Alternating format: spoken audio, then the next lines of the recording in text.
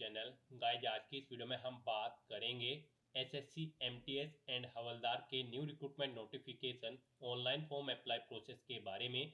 जी हाँ दोस्तों, staff selection commission ने यहाँ पर एमटीएस और हवलदार के खाली पदों को भरने के लिए नोटिफिकेशन रिलीज कर दिया है। कैसे आप इस भर्ती में पार्टिसिपेट करने के लिए अपने फॉर्म अप्लाई कर सकते हो बिना कोई मिस्टेक किए हुए, इसकी पूरी जानकारी हम आपको स्टेप बाय स्टेप रजिस्ट्रेशन से लेकर प्रिंट तक इस वीडियो में देंगे। बस आपको इस वीडियो को स्किप के बिना शुरू से लेकर एंड तक देखना है। उसके बाद वीडियो पसंद आए तो इसे लाइक और शेयर कर दें। चैनल पर नए हो तो इसे सब्सक्राइब कर लें। साथ ही साथ आपको फॉर्म अप्लाई करते हुए जो जो भी प्रॉब्लम फेस हो रही है उन सभी का हल आपको इस वीडियो में मिल जाएगा। कैसे यहाँ पर आपको अपना फोटो ऑथेंटिकेट करना है, कैसे आपको अपना लाइव फोटो कैप्चर करना है, सिग्नेचर अपलोड करने हैं, कैसे यहाँ पर आपको अपनी एजुकेशनल क्वालिफिकेशन सिलेक्ट करनी है, पोस्ट सिलेक्ट करनी है और रीजन सिलेक्ट यहाँ पर आपको करने हैं। पूरी जानकारी आपको इस वीडियो में दी जाएगी। बस आपको एंड तक हमारे साथ इस वीडियो में बने रहना है। बिना कोई वक्त गवाए चलिए शुरू करते हैं। आपको इस वीडियो के डिस्क्रिप्शन बॉक्स में हमारी वेबसाइट IND-sarkari-naukri.in के इस पेज का लिंक मिल जाएगा। यहाँ पर आपको इस भर्ती के रिगार्डिंग सभी डिटेल्स प्रोवाइड कर दी गई है। स्टाफ सिलेक्शन कमीशन एसएससी ने multitasking non technical staff MTS और हवलदार सिविक एंड सीबीएन के खाली पदों को भरने के लिए नोटिफिकेशन रिलीज कर दिया है। आप 26 जून 2025 से 24 जुलाई 2025 तक अपने फॉर्म अप्लाई कर सकते हो। 10वीं पास कैंडिडेट ऑल इंडिया से अप्लाई कर सकते हैं। 18 से 25 और 27 साल आपकी आयु सीमा रखी गई है। जनरल ओबीसी ईडब्ल्यूएस के लिए 100 रुपये फीस है। बाकी सब कैटेगरी कैंडिडेट जैसे कि SC ST female ex serviceman के लिए कोई फीस नहीं है। ये फीस का अमाउंट आप ऑनलाइन मोड में debit card, credit card, net banking के माध्यम से जमा करा सकते हो। सिलेक्शन यहाँ पर आपका कंप्यूटर बेस्ड एग्जाम और हवलदार के लिए कंप्यूटर बेस्ड एग्जाम और फिजिकल इफिशिएंसी टेस्ट और फिजिकल स्टैंडर्ड टेस्ट के आधार पर होगा। यहाँ पर आप ऑल इंडिया से ऑनलाइन मोड में अप्लाई कर सकते हो। उसके लिए आपको इस पेज को नीचे स्क्रॉल डाउन करते हुए इंपोर्टेंट लिंक सेक्शन में आ जाना है। ऑफिशियल नोटिफिकेशन पीडीएफ लिंक पर क्लिक करके आपको यहाँ पर ऑफिस एसएससी की वेबसाइट पर आकर इसका एडवर्टाइजमेंट ओपन करके इसमें से पूरी डिटेल आपको रीड कर लेनी है। यहाँ पर आपको नोटिफिकेशन में सभी डिटेल मिल जाएगी, जैसे कि कैसे आपको अप्लाई करना है, कब से कब तक अप्लाई करना है, क्या आपका एलिजिबिलिटी क्राइटेरिया होना चाहिए। पूरी जानकारी आप यहाँ से रीड करें, उसके बाद अपने फॉर्म अप्लाई कर लें। फॉर्म अप्लाई करने के लिए भी आपको हमारी वेबसाइट के इसी पेज पर ही अप्लाई ऑनलाइन का लिंक दिया गया है। जैसे ही आप इस लिंक पर क्लिक करेंगे तो आपके सामने यहाँ पर एसएससी का ये ऑफिशियल पोर्टल ओपन होगा। गाइड यहाँ पर आने के बाद आपको इस वेबसाइट के टॉप पर ही लॉगिन और रजिस्टर की ये टैब दी गई है। आपको इस पर क्लिक करना है। उसके बाद आपके सामने ये पॉपअप शो होगा। यहाँ पर अगर आपने पहले से रजिस्ट्रेशन कर रखा है और अपनी आधार इनेबल प्रोसेस कंप्लीट कर रखी है तो यहाँ पर बस अब आपको अपना रजिस्ट्रेशन नंबर एंटर करना है, अपना पासवर्ड आपको एंटर करना है, ये कैप्चा कोड आपको यहाँ पर एंटर करना है और लॉगिन की इस टैब पर क्लिक करते हुए आपको अपने डैशबोर्ड में लॉगिन कर लेना है और वहां से अपना फॉर्म अप्लाई करना है। गाइड हम आपको बता दें यहाँ पर एसएससी ने आधार इनेबल प्रोसेस कर दिया है।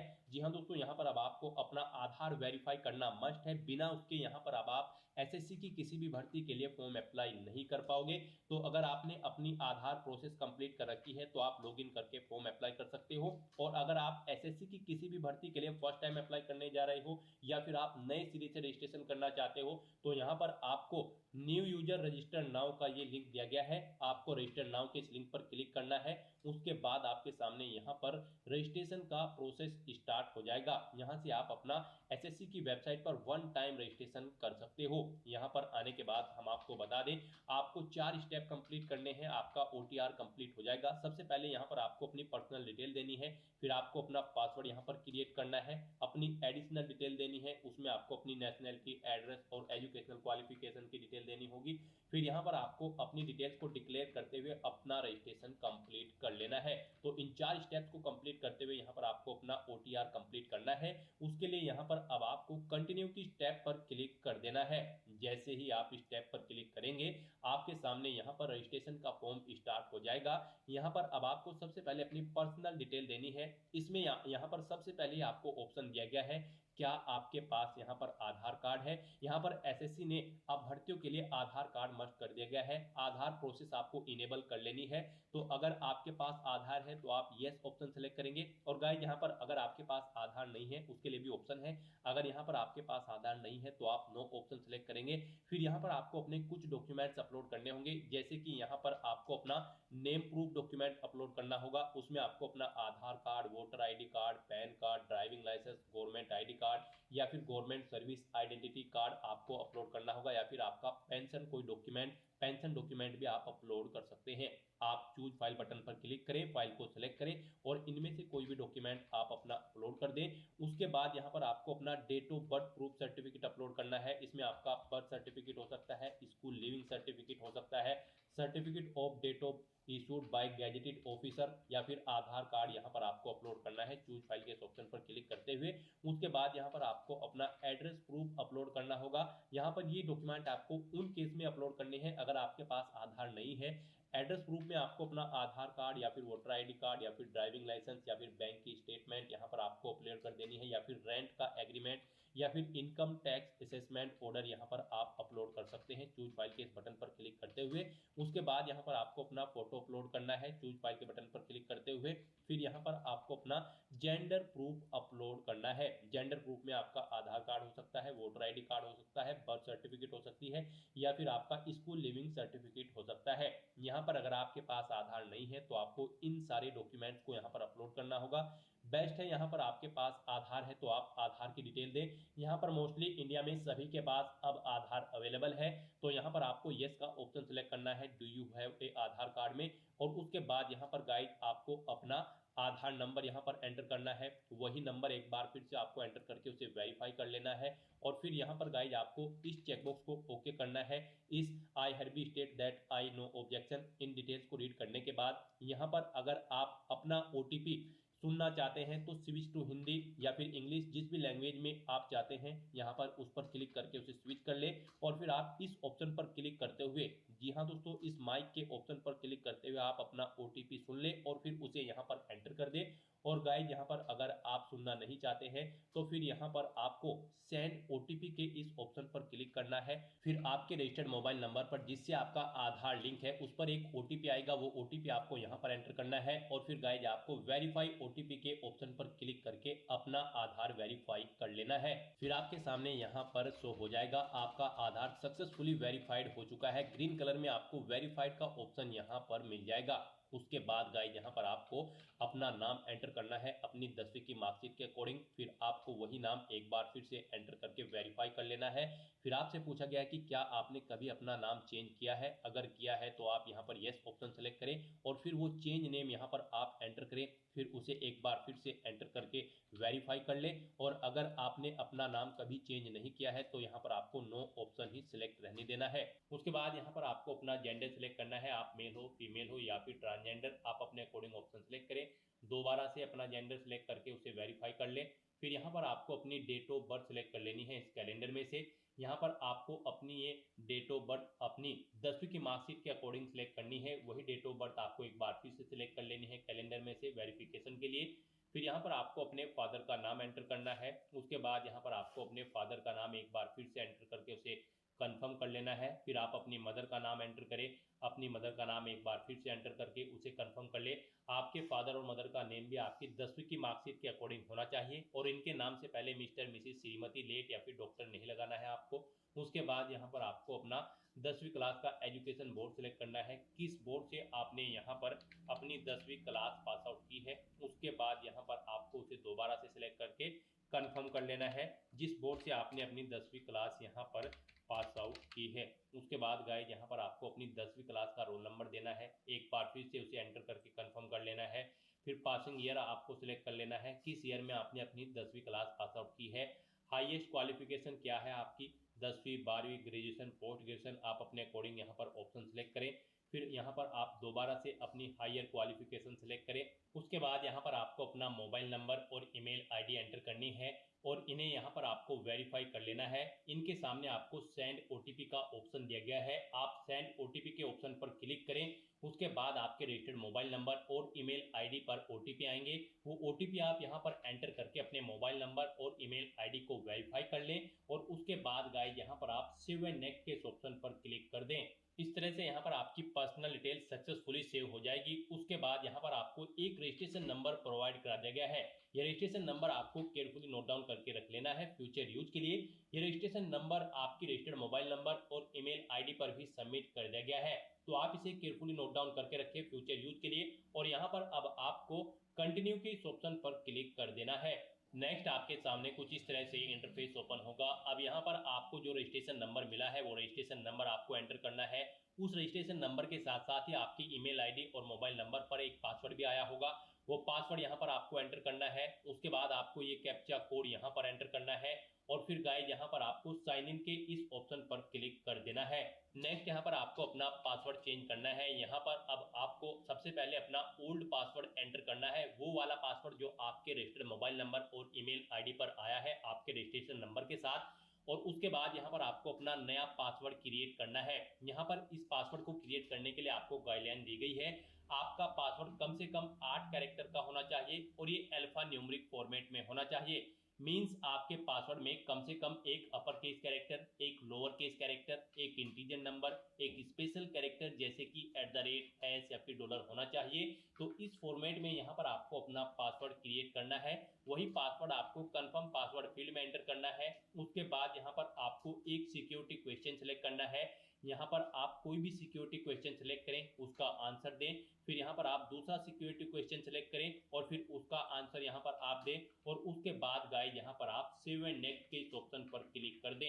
इस तरह से यहाँ पर आपका पासवर्ड चेंज हो जाएगा। फिर आपके सामने कुछ इस तरह से इंटरफेस ओपन होगा। अब यहाँ पर आपको दोबारा से अपना रजिस्ट्रेशन नंबर एंटर करना है, अपना पासवर्ड आपको एंटर करना है। नया पासवर्ड जो आपने चेंज किया है वो पासवर्ड यहाँ पर आपको एंटर करना है। ये कैप्चा कोड आपको यहाँ पर एंटर करना है और उसके बाद गाइज आपको लॉगिन के इस ऑप्शन पर क्लिक कर देना है। लॉगिन करने के बाद अब यहाँ पर आपको अपनी एडिशनल डिटेल्स प्रोवाइड करानी है। सबसे पहले यहाँ पर आपको अपनी कैटेगरी सिलेक्ट कर लेनी है, किस कैटेगरी से आप बिलोंग करते हैं। फिर यहाँ पर आपको अपनी कैटेगरी दोबारा से सिलेक्ट करके उसे वेरीफाई कर लेना है। फिर आपको अपनी नेशनलिटी यहाँ पर सिलेक्ट कर लेनी है। यहाँ पर सिटीजन ऑफ इंडिया अगर आप इंडिया से हैं। उसके बाद अगर आप नेपाल, भूटान या फिर टाइबेटियन हैं तो यहाँ पर आप अपने अकॉर्डिंग ऑप्शन सेलेक्ट करें। यहाँ पर अगर आप अदर कंट्री से हैं तो फिर यहाँ पर आपको अपनी नेशनलिटी की डिटेल देनी है। और अगर आप इंडिया से हैं तो यहाँ पर आप इंडिया सेलेक्ट करें, फिर आपको ये डिटेल नहीं देनी है। उसके बाद यहाँ पर आपसे पूछा गया है कि क्या आपकी बॉडी पर कहीं कोई कट या तिल का निशान है, तो उस पैलेस का नाम यहाँ पर आप एंटर करें। नहीं है तो यहाँ पर आप नो मार्क एंटर कर दें। उसके बाद आपसे पूछा गया है कि क्या आप PWBD कैंडिडेट हैं। अगर है तो यहाँ पर आप यस ऑप्शन सेलेक्ट करें और फिर अपनी डिसेबिलिटी का टाइप सेलेक्ट करें। और फिर यहाँ पर आपको अपना डिसेबिलिटी सर्टिफिकेट नंबर देना होगा अगर आप PWBD कैंडिडेट हैं। और अगर नहीं है तो यहाँ पर आप नो ऑप्शन सेलेक्ट करें, आगे की डिटेल आपको डिसेबल कर दी जाएगी। उसके बाद यहाँ पर आपको अपना परमानेंट एड्रेस एंटर करना है। फिर यहाँ पर आपको अपना परजेंट एड्रेस एंटर करना है। और अगर आपका परजेंट एड्रेस आपके परमानेंट एड्रेस के अकॉर्डिंग सेम है तो यहाँ पर आप यस के इस ऑप्शन पर क्लिक करेंगे, ऑटोमेटिकली आपका परजेंट एड्रेस आपके परमानेंट एड्रेस के अकॉर्डिंग फिल हो जाएगा। उसके बाद यहाँ पर गाइज आपको सेव एंड नेक्स्ट के इस ऑप्शन पर क्लिक कर देना है। आपकी एडिशनल डिटेल सक्सेसफुली सेव करने के बाद आपको डिक्लेरेशन सेक्शन में रिडायरेक्ट कर दिया जाएगा। यहाँ पर आने के बाद आप अपने रजिस्ट्रेशन फॉर्म का प्रीव्यू भी चेकआउट कर सकते हो। आप प्रीव्यू OTR के ऑप्शन पर क्लिक करें और अपने रजिस्ट्रेशन फॉर्म का प्रीव्यू चेकआउट कर लें और उसका प्रिंट आउट भी आप ले सकते हो। और फिर यहाँ पर अब गाइज आपको आई एग्री के चेकबॉक्स को ओके करना है और उसके बाद आपको डिक्लेयर के ऑप्शन पर क्लिक कर देना है। इस तरह से यहाँ पर आपका SSC one time registration successfully complete हो चुका है। आपको आपके डैशबोर्ड में डायरेक्ट कर दिया गया है। फिर यहाँ पर आपको आपके डैशबोर्ड में लाइव एग्जामिनेशन के सेक्शन में आना है और यहाँ पर आने के बाद गाइज आपको SSC MTS एंड हवलदार के सेक्शन में आ जाना है और फिर उसमें आपको यहाँ पर अप्लाई की इस टैब पर क्लिक करना है। नेक्स्ट आपके सामने कुछ जनरल इंस्ट्रक्शंस ओपन होंगे, आपको इन्हें केयरफुली रीड करना है। उसके बाद पेज को नीचे स्क्रॉल डाउन करने के बाद फिल फॉर्म के इस ऑप्शन पर क्लिक कर देना है। नेक्स्ट यहाँ पर आपकी पर्सनल डिटेल आपके OTR से पिक कर ली गई है। आपको सभी डिटेल्स केयरफुली चेकआउट करनी है। पेज को नीचे स्क्रॉल डाउन करना है, इसमें आप कुछ भी एडिट नहीं कर सकते हो। और यहाँ पर बस अब आपको नेक्स्ट के इस ऑप्शन पर क्लिक कर देना है। नेक्स्ट यहाँ पर आपको अपनी एजुकेशनल क्वालिफिकेशन की डिटेल देनी है। गाइस यहाँ पर आने के बाद सबसे पहले आपको अपनी हाईएस्ट क्वालिफिकेशन सेलेक्ट करनी है, जो भी आपने पास आउट कर रखी है, 10, 12, ग्रेजुएशन, पोस्ट ग्रेजुएशन या फिर पीएचडी। उसके बाद यहाँ पर इस रिक्रूटमेंट में पार्टिसिपेट करने के लिए जो आपकी क्वालिफाइंग एजुकेशनल क्वालिफिकेशन है वो यहाँ पर आपको दी गई है। इनमें से जो भी आपके पास है यहाँ पर आप उसे सिलेक्ट करें। इस भर्ती में पार्टिसिपेट करने के लिए 10वीं पास कैंडिडेट अप्लाई कर सकते हैं, जिन्होंने अपनी 10वीं क्लास किसी वेल रिकॉग्नाइज्ड बोर्ड या फिर स्कूल से पास आउट कर रखी है। उसके बाद यहाँ पर आप अपनी क्वालिफाइंग एजुकेशनल क्वालिफिकेशन का स्टेटस सेलेक्ट करें, क्या आपने वो पास आउट कर ली है या फिर आप फाइनल ईयर में अपेयर्ड है, आप अपने अकॉर्डिंग ऑप्शन सेलेक्ट करें। पासिंग ईयर यहाँ पर आप सेलेक्ट करें, कब आपने पास आउट की है अपनी क्वालिफाइंग एजुकेशनल क्वालिफिकेशन। फिर यहाँ पर आपको स्टेट सेलेक्ट करना है, जिस स्टेट से आपने अपनी qualifying educational qualification pass out की है। फिर यहाँ पर आपको बोर्ड या यूनिवर्सिटी का नाम सेलेक्ट करना है जिससे आपने अपनी क्वालिफाइंग एजुकेशनल क्वालिफिकेशन कंप्लीट की है। उसके बाद आपको अपना रोल नंबर यहाँ पर देना है, जो भी आपकी क्वालिफाइंग एजुकेशनल क्वालिफिकेशन का रोल नंबर था वो यहाँ पर आप एंटर करें। परसेंटेज आप एंटर करें, कितने परसेंट मार्क्स आपने ऑब्टेन किए हैं। सीजीपीए ऑब्टेन किया है तो आप सीजीपीए यहाँ पर एंटर कर दें। परसेंटेज अगर आप एंटर कर दोगे फिर सीजीपीए का कॉलम आपका डिसेबल कर दिया जाएगा, और अगर आप सीजीपीए एंटर करोगे फिर आपका परसेंटेज का कॉलम यहाँ पर डिसेबल्ड कर दिया जाएगा। इस तरह से अपनी डिटेल्स प्रोवाइड करने के बाद फिर गाइज आपको यहाँ पर सेव एंड नेक्स्ट के ऑप्शन पर क्लिक कर देना है। नेक्स्ट यहाँ पर आपको अपनी एडिशनल इन्फॉर्मेशन देनी है। यहाँ पर आपसे पूछा गया कि क्या आप एक सर्विसमैन हैं या फिर सर्विस कर रहे हैं किसी आर्म फोर्सेज में। अगर हैं तो यहाँ पर आप यस ऑप्शन सेलेक्ट करें, और फिर ज्वाइनिंग डेट यहाँ पर आप सेलेक्ट करें। उसके बाद यहाँ पर आप डिस्चार्ज डेट सेलेक्ट करें। इनके अकॉर्डिंग यहाँ पर आपकी सर्विस की लेंथ कैलकुलेट करके आपको शो कर दी जाएगी। और अगर आप एक सर्विसमैन नहीं हैं और आप आर्म फोर्सेज में भी सर्विस नहीं कर रहे हैं तो फिर यहाँ पर आपको नो ऑप्शन सेलेक्ट करना है। उसके बाद आपसे पूछा गया कि क्या आप एज में रिलैक्सेशन चाहते हैं, अगर चाहते हैं तो आप यस ऑप्शन सेलेक्ट करें। उसके बाद यहाँ पर आप अपना एज रिलैक्सेशन कोड सेलेक्ट करें जिसके अंतर्गत आप आते हैं, और अगर नहीं चाहते हैं आप एज में रिलैक्सेशन तो आपको नो ऑप्शन सेलेक्ट करना है। उसके बाद यहाँ पर आपसे पूछा गया है कि क्या आप अपनी पर्सनल इंफॉर्मेशन को यहाँ पर अवेलेबल कराना चाहते हैं in terms of DOPNTOM number इसके तहत। तो यहाँ पर आप येस या नो अपने अकॉर्डिंग ऑप्शन सेलेक्ट करें, और उसके बाद गाइज यहाँ पर आप सेव एंड नेक्स्ट के ऑप्शन पर क्लिक कर दें। नेक्स्ट यहाँ पर आपको अपने एग्जामिनेशन सेंटर सेलेक्ट करने हैं। यहाँ पर आपको 3 चॉइसेस दी गई है, आप अपनी चॉइस के अकॉर्डिंग 3 एग्जामिनेशन सेंटर सेलेक्ट करें। जिसे आप फर्स्ट नंबर पर प्रीफरेंस देना चाहते हैं उसे आप फर्स्ट नंबर पर सिलेक्ट करें। ऐसे यहाँ पर आप इसे सेकंड और थर्ड पर रखना चाहते हैं उसे आप सेकंड और थर्ड पर चुनें। उसके बाद यहाँ पर आपको अपने कंप्यूटर बेस्ड एग्जाम जो आपका होगा उसका मीडियम सेलेक्ट कर लेना है। आप किस लैंग्वेज में अपना पेपर चाहते हैं, हिंदी, इंग्लिश या आसामीज या बंगाली या गुजराती, आप अपने अकॉर्डिंग यहाँ पर लैंग्वेज सेलेक्ट करें। उसे फिर दोबारा से सिलेक्ट करके वेरीफाई कर लें। उसके बाद आपसे पूछा गया है कि क्या आप person with benchmark disability candidate हैं और आपकी डिसेबिलिटी 40% से अबव है in the category of blindness VH। ये ऑप्शन आपके लिए यहाँ पर डिसेबल्ड कर दिया जाएगा अगर आपने OTR करते समय डिसेबिलिटी में नो ऑप्शन सेलेक्ट किया होगा। फिर ऐसे ही यहाँ पर आपको एक दूसरा ऑप्शन दिया गया है, पर्सन विद बेंचमार्क डिसेबिलिटी आपकी 40% से अबव है in the category of both arms affected. अगर आपने अपने OTR में यहाँ पर डिसेबिलिटी प्रोवाइड कराते हुए नो ऑप्शन सेलेक्ट किया होगा तो आपके सामने ये ऑप्शन डिसेबल्ड कर दिए जाएंगे। अदरवाइज यहाँ पर आप यस करके डिटेल प्रोवाइड करा सकते हो अगर आप यहाँ पर आपको डिसेबिलिटी है, आप PWBD कैंडिडेट हैं। फिर यहाँ पर आपसे पूछा गया कि क्या आपको फिजिकल लिमिटेशंस हैं यहाँ पर एग्जाम टाइम के दौरान। अगर है तो आप यस ऑप्शन सेलेक्ट करेंगे और फिर अपना रिक्वायर्ड डॉक्यूमेंट यहाँ पर सर्टिफिकेट आप अपलोड करेंगे। आपको चूज फाइल बटन पर क्लिक करना है, फाइल को सिलेक्ट करना है और आपका फिजिकल लिमिटेशन का सर्टिफिकेट आपको अपलोड कर देना है, और अगर नहीं है तो आप नो ऑप्शन सेलेक्ट करेंगे। फिर यहाँ पर आपसे पूछा गया कि क्या आपको स्क्राइब की जरूरत पड़ेगी एग्जाम में। ये ऑप्शन आपके लिए डिसेबल्ड कर दिया जाएगा अगर आपने OTR करते समय ऑप्शन नो ऑप्शन सेलेक्ट किया होगा। उसके बाद गाइज यहाँ पर आपको सेव एंड नेक्स्ट के ऑप्शन पर क्लिक कर देना है। नेक्स्ट यहाँ पर आपको अपना फेस ऑथेंटिकेशन करना है, अपना लाइव फोटो आपको कैप्चर करना है और अपने सिग्नेचर यहाँ पर आपको अपलोड कर देने हैं। इस सेक्शन को कंप्लीट करने के लिए आपको अपना मोबाइल फोन यूज करना होगा। आप अपने गूगल प्ले स्टोर पर जाएं मोबाइल फोन पर, और फिर वहां पर आप माई SSC का ऐप डाउनलोड कर लें और उसे फिर आप इंस्टॉल कर लें। उसे इंस्टॉल करने के बाद गाइज आपको यहाँ पर अपनी एक और ऐप इंस्टॉल करनी होगी अपने मोबाइल फोन पर ही। जी हाँ दोस्तों, आपको अपने मोबाइल फोन के गूगल प्ले स्टोर में आधार फेस आरडी का ये ऐप भी इंस्टॉल कर लेना है। डाउनलोड करने के बाद अपने मोबाइल फ़ोन में माई एसएससी ऐप इंस्टॉल करने के बाद फिर आपको उसे ओपन करना है। उसके बाद आपके सामने यहाँ पर कुछ इस तरह से इंटरफेस ओपन होगा। यहाँ पर आने के बाद गाइज आपको लॉगिन/रजिस्टर की इस टैब पर क्लिक कर देना है। उसके बाद आपके सामने यहाँ पर लॉगिन का पॉपअप ओपन हो जाएगा। अब यहाँ पर आने के बाद आपको अपना यूजर नेम एंटर करना है और उसके बाद आपको अपना पासवर्ड एंटर करना है। आपको ये यूजर नेम और पासवर्ड वही एंटर करना है जो आपने एसएससी की वेबसाइट पर वन टाइम रजिस्ट्रेशन करते हुए क्रिएट किया था। उसके बाद आपको ये कैप्चा कोड यहाँ पर एंटर करना है और फिर गाइज आपको लॉगिन की इस टैब पर क्लिक करते हुए अपने डैशबोर्ड में लॉगिन कर लेना है।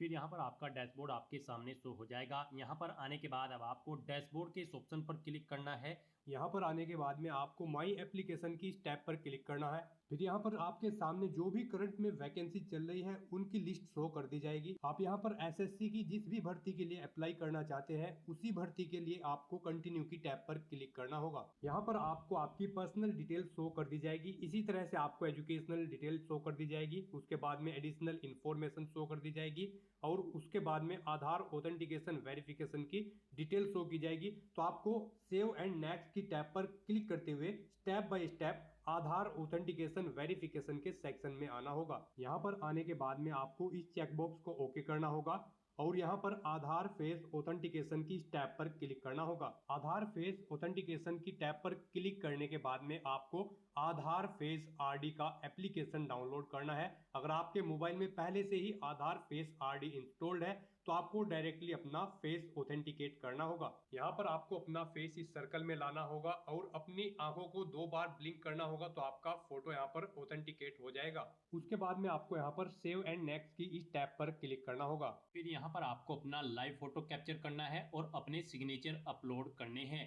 ये आप अपने मोबाइल फोन से भी कर सकते हैं या फिर आप अपने कंप्यूटर से भी इन्हें कंप्लीट कर सकते हैं। उसके लिए आपको सभी इंस्ट्रक्शंस यहाँ पर दिए गए हैं। जिस स्थान पर आप अपना फोटो कैप्चर करेंगे वहां पर प्रॉपर वे में लाइट होनी चाहिए और प्लेन बैकग्राउंड आपका होना चाहिए और आपकी आंखें कैमरे की तरफ होनी चाहिए। बिल्कुल सीधा आपको देखना है कैमरे की तरफ और यहाँ पर रेड कलर का जो रेक्टेंगल होगा उसमें पूरा फेस आपका कवर्ड होना चाहिए।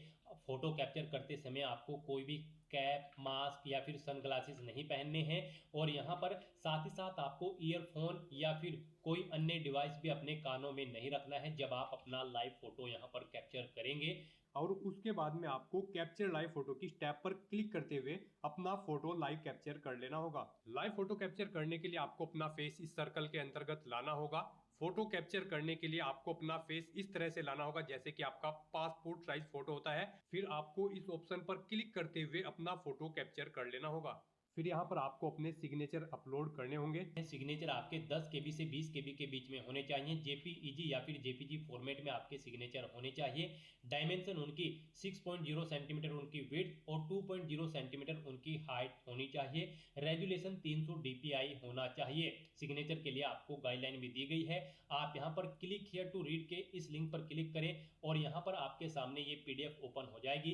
इसमें आप चेकआउट कर सकते हो कि किस तरह से आपके सिग्नेचर होने चाहिए। यहाँ पर एक बॉक्स के अंदर आपके सिग्नेचर होने चाहिए। कुछ इस तरह से यहाँ पर आपके सिग्नेचर एक्सेप्टेबल होंगे। गाइज इस फॉर्मेट में आपके सिग्नेचर एक्सेप्टेबल होंगे और इन फॉर्मेट्स में आपके सिग्नेचर यहाँ पर एक्सेप्टेबल नहीं होंगे। आपको इन्हें केयरफुली चेकआउट कर लेना है। एग्जाम्पल्स आपको यहाँ पर दिए गए हैं, इनके अकॉर्डिंग आपको अपने सिग्नेचर करने हैं। सिग्नेचर अपलोड करने के लिए आपको अपलोड योर सिग्नेचर की टैब पर क्लिक करना होगा। इस टैब पर आप क्लिक करें, अपनी फाइल को सिलेक्ट करें और यहाँ पर अपना सिग्नेचर अपलोड कर दें। उसके बाद में यहाँ पर आपको सेव एंड नेक्स्ट की इस टैब पर क्लिक करना होगा। तो दोस्तों इस तरह से आपका आधार ऑथेंटिकेशन वेरिफिकेशन कंप्लीट हो जाएगा, आपका लाइव फोटो कैप्चर हो जाएगा और आपके सिग्नेचर भी अपलोड हो जाएंगे। नेक्स्ट यहाँ पर आपको आपके एप्लीकेशन फॉर्म का पूरा प्रीव्यू शो कर दिया गया है। आपको सभी डिटेल्स केयरफुली चेकआउट करनी है। पेज को नीचे स्क्रॉल डाउन करना है और उसके बाद गाइस यहाँ पर आपको सेव एंड नेक्स्ट के ऑप्शन पर क्लिक कर देना है।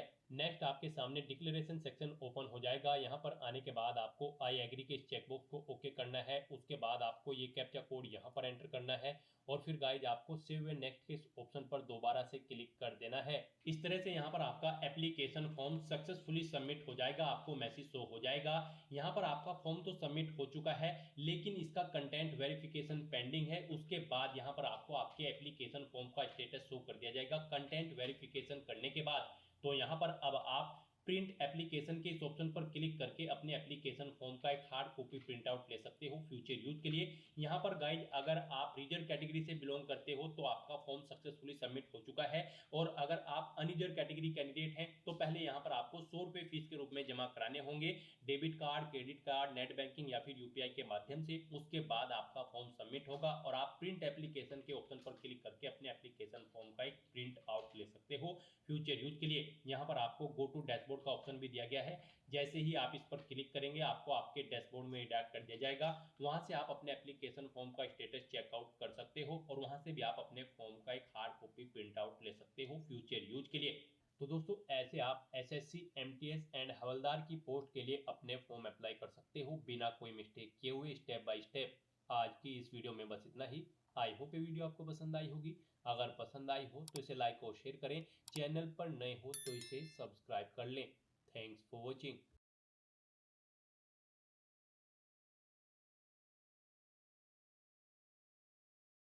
दोस्तों एक बार फिर से हम आपके लिए SSC CGL form filling 2025 apply online process की अपडेट लेके आ चुके हैं। किस तरह से आप combined graduate level CGL exam 2025 के लिए वेरियस पोस्ट के लिए 14,582 वैकेंसीज के लिए अपने फॉर्म अप्लाई कर सकते हो।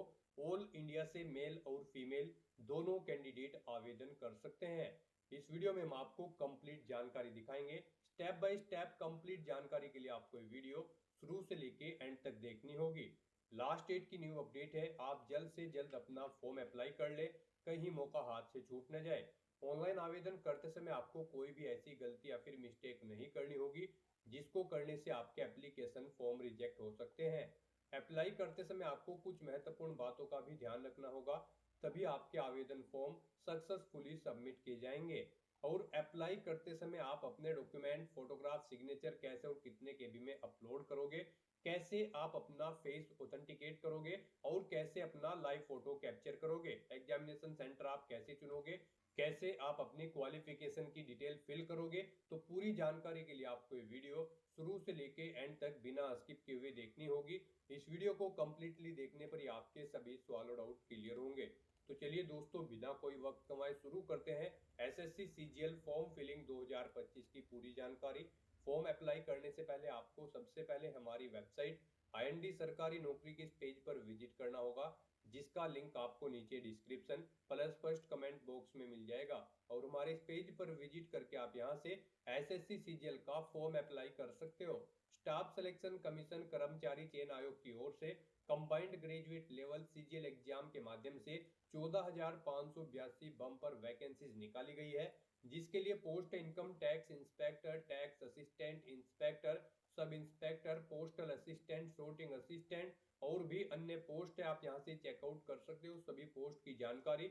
यहाँ पर आपको पोस्ट वाइज सैलरी की जानकारी दी गई है और किस डिपार्टमेंट के अंतर्गत कौन सी पोस्ट निकली है, क्या आपकी आयु सीमा है, वो जानकारी आप यहाँ से इस पीडीएफ से चेकआउट कर सकते हो। स्क्रॉल डाउन करते हुए लास्ट डेट की अगर बात की जाए तो 4 जुलाई 2025 तक आप अपना फॉर्म अप्लाई कर सकते हो। ग्रेजुएट डिग्री से आप इस भर्ती के लिए एग्जाम के लिए अप्लाई कर सकते हो। जनरल ओबीसी के लिए 100 रुपये फीस है।